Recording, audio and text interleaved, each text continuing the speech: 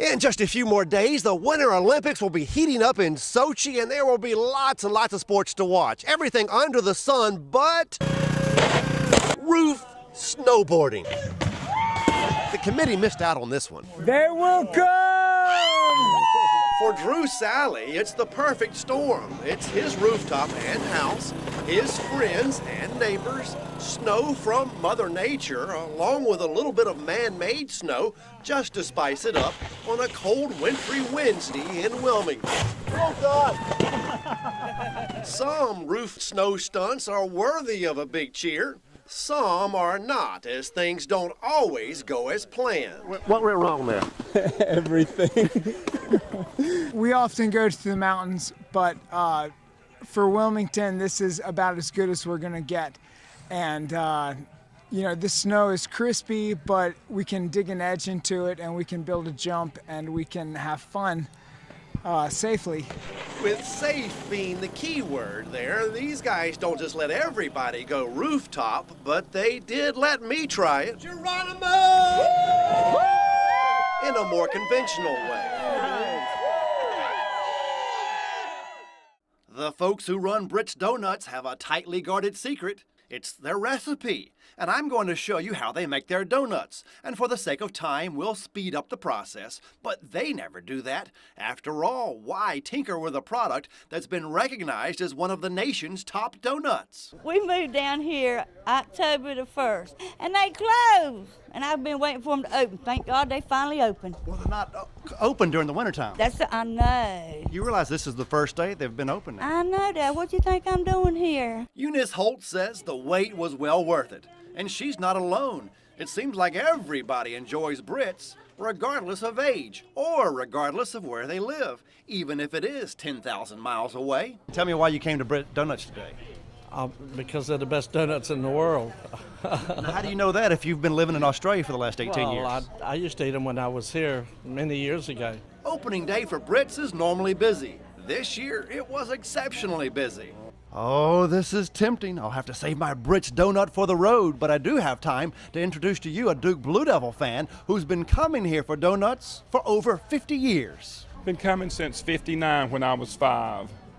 Seriously? Absolutely. Hadn't changed much, has it? Yes, it had. They were a nickel and 50 cents a dozen. Well, yeah, it has She'll changed. kill me. He's right, they were a nickel apiece. But at the same time, Mr. Britt was paying me 40 cents an hour, too.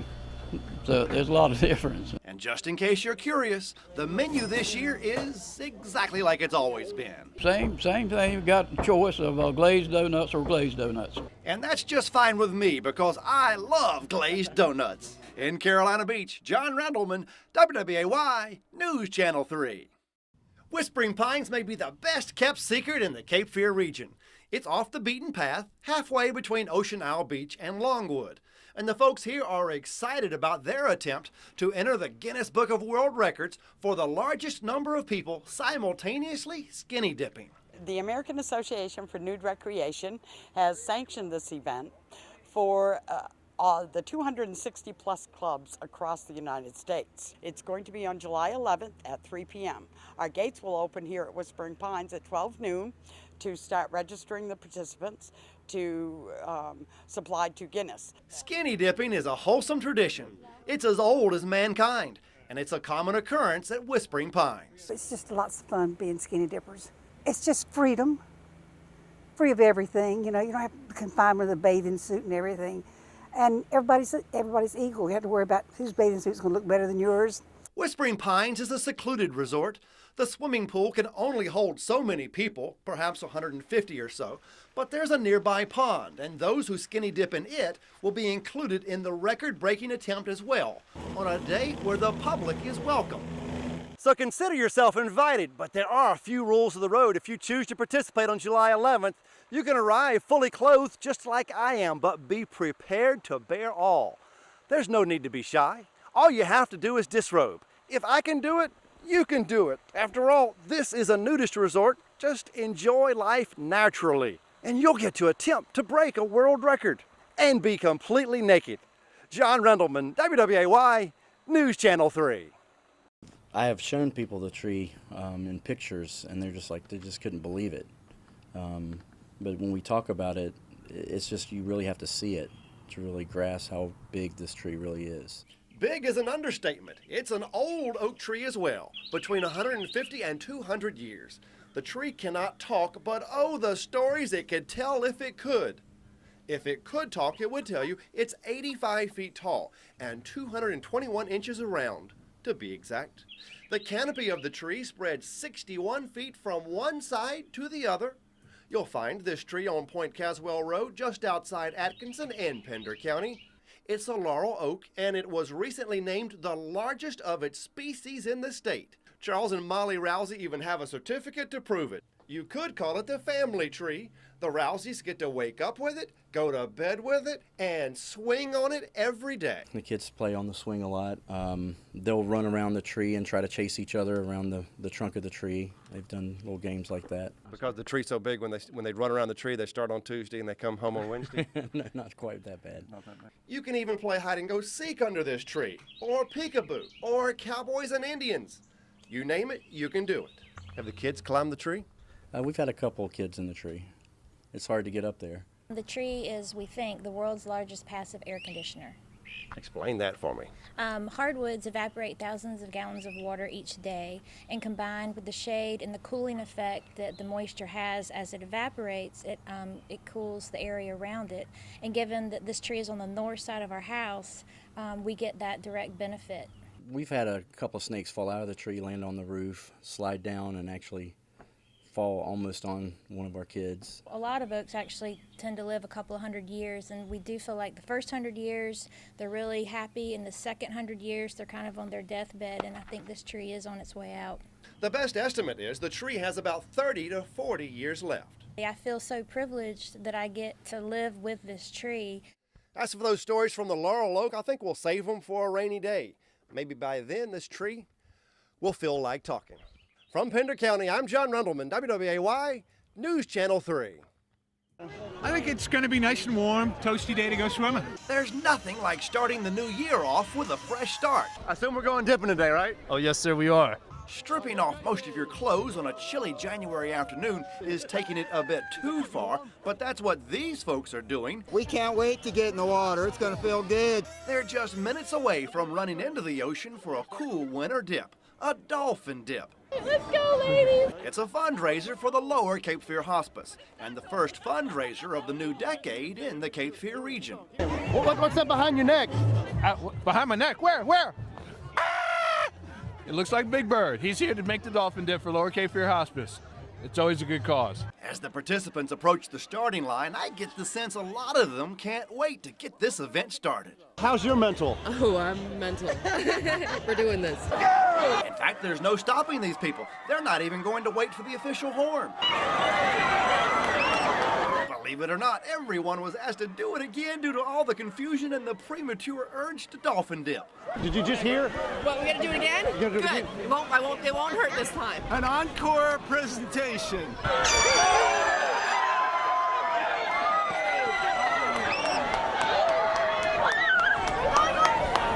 Everybody went running in. We weren't sure why.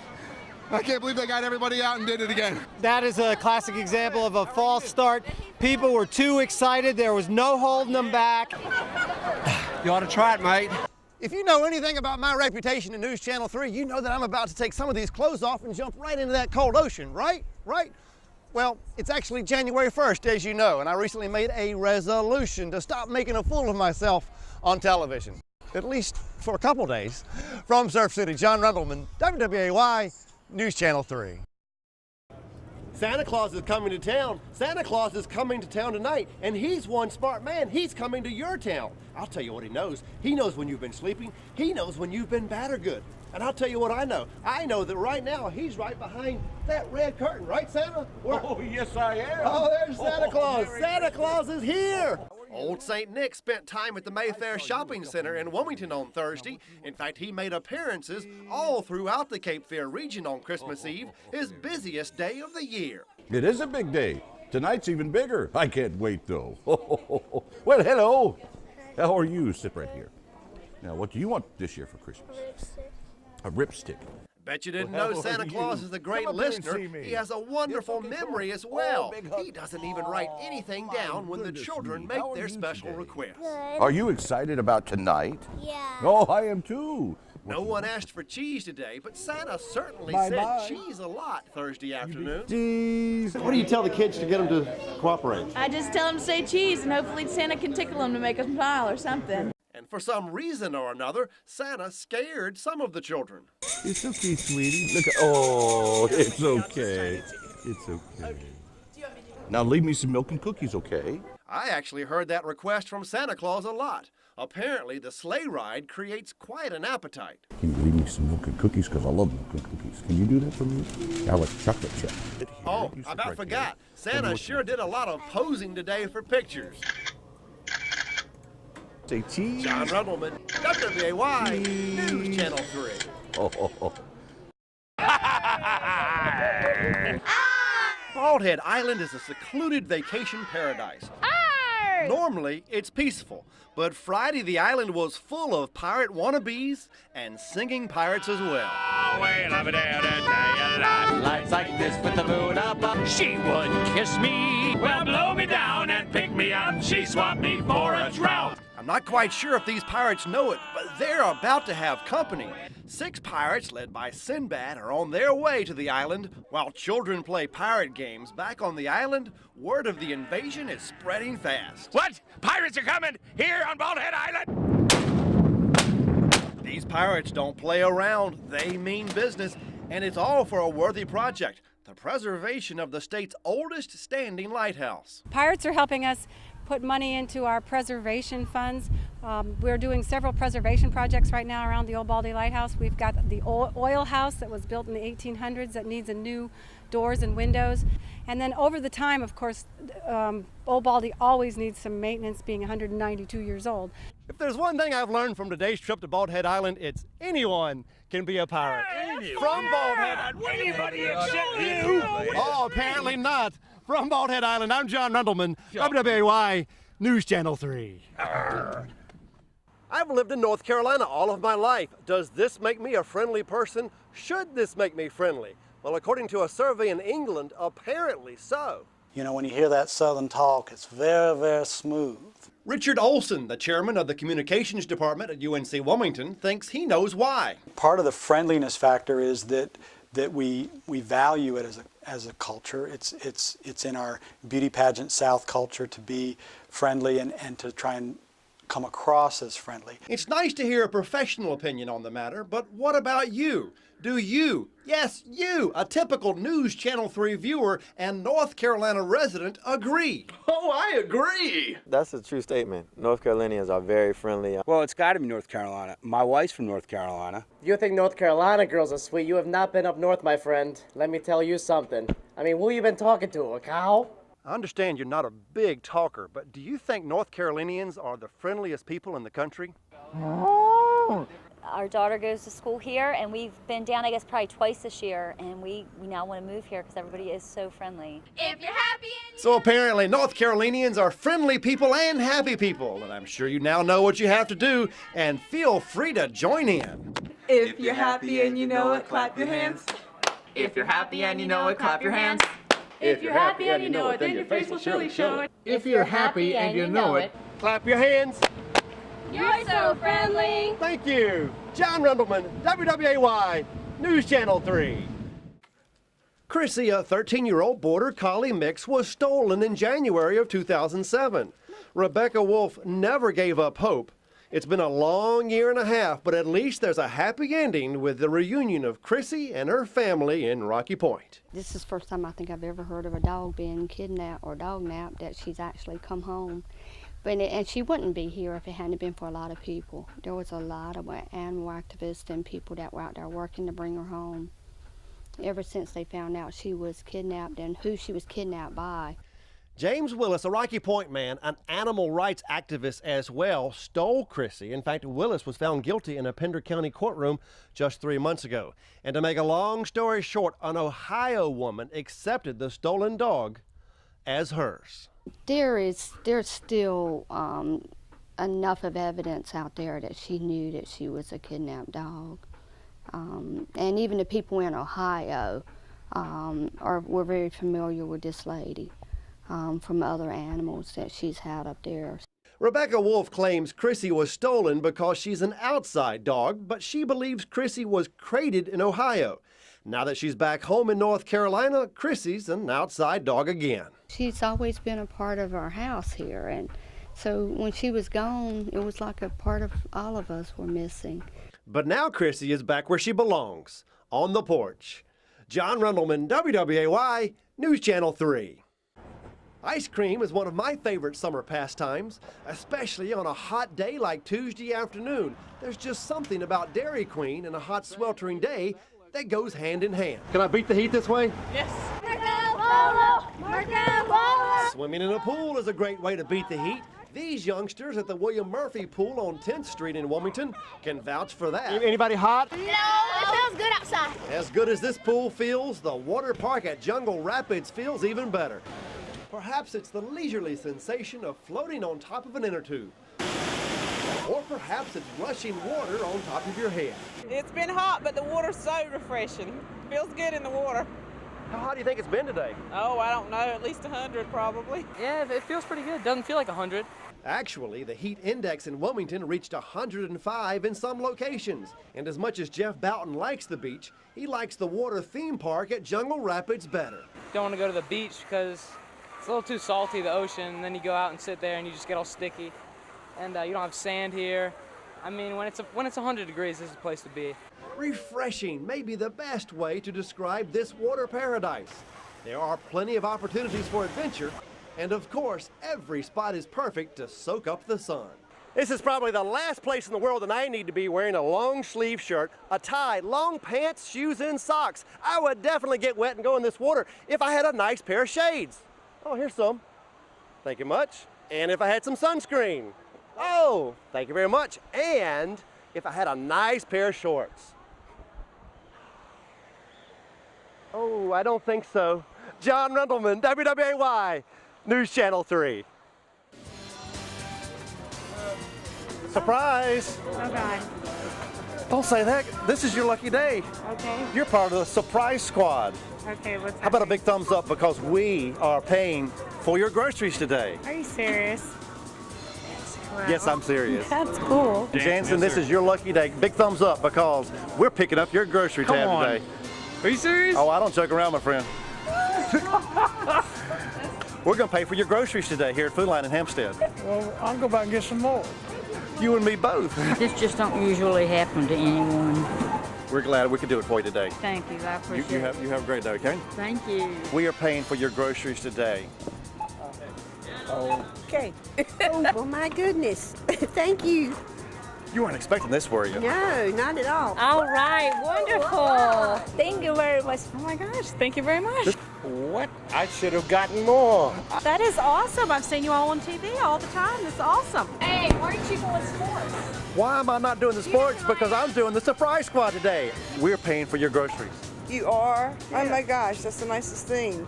And you still don't believe it?